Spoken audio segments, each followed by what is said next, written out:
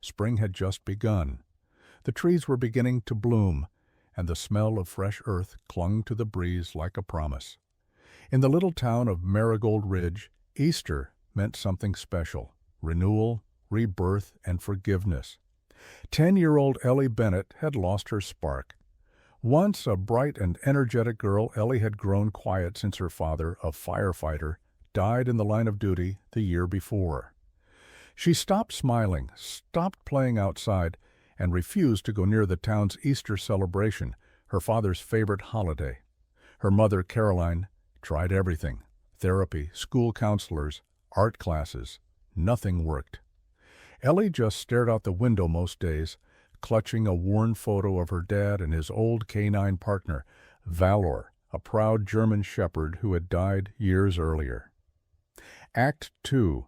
The Dog. Behind the fence. One day, as Carolyn drove Ellie through the countryside to visit her grandmother, Ellie caught sight of a run-down farmhouse. Behind a rusted chain-link fence stood a thin-scarred German shepherd, watching the car pass with solemn amber eyes. For some reason, Ellie whispered, "Stop the car." They pulled over. The dog didn't bark. He didn't growl. He simply stood there like a soldier at attention. An old man stepped out onto the porch. His name was Walter Griggs, a retired veteran who lived alone. The dog, he explained, was named Shadow. Someone had abandoned him last winter, left tied to a tree in the forest.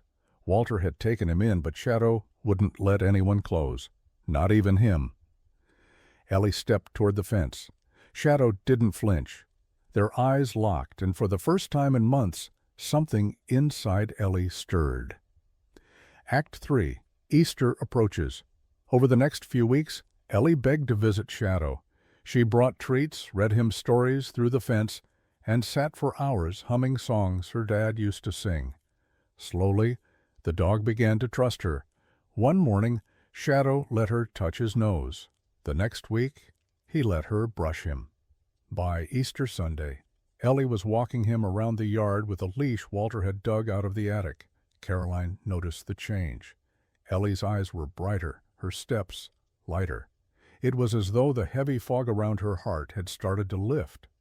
Walter, watching them from the porch, said quietly to Caroline, "That dog didn't just survive winter. He was waiting for her." Act 4. The Church Fire. That night, as Easter services took place in town, smoke began to rise from the old church. People scattered in panic. Children cried. Someone had accidentally knocked over a candle. Ellie, standing outside with Shadow, heard it, a faint meow. "The church cat!" she shouted, and before anyone could stop her, she darted inside. Caroline screamed. Walter tried to follow, but the smoke was too thick, and then Shadow leapt through the flames. Inside, Ellie crawled through the pews, coughing. She found the cat under the altar, trapped. Her lungs burned. Suddenly, Shadow was there, his body shielding hers, guiding her toward the door. Through the smoke and the shouts, Ellie emerged from the burning building, covered in ash, cradling the cat. Shadow was right beside her. The crowd erupted in cheers. Act 5. A New Beginning. The next day, as the sun rose over Marigold Ridge, the town called them heroes, the girl and the shepherd. The mayor offered Shadow a medal. The church gave Ellie a hand-painted Easter egg with a picture of a shepherd and a cross. But Ellie only wanted one thing. "Can we adopt him?" she asked her mom. Caroline knelt beside her, tears in her eyes. "Sweetheart, I think he chose us long ago." That night, Shadow curled at the foot of Ellie's bed. She looked at him and whispered, "You saved me too." And for the first time in a year, Ellie slept without crying. Epilogue. 1 year later. A new Easter dawned. The town church stood rebuilt.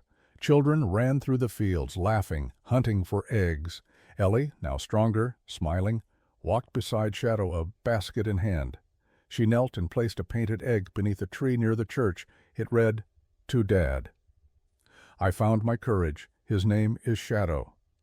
Shadow wagged his tail, although, and the bells rang.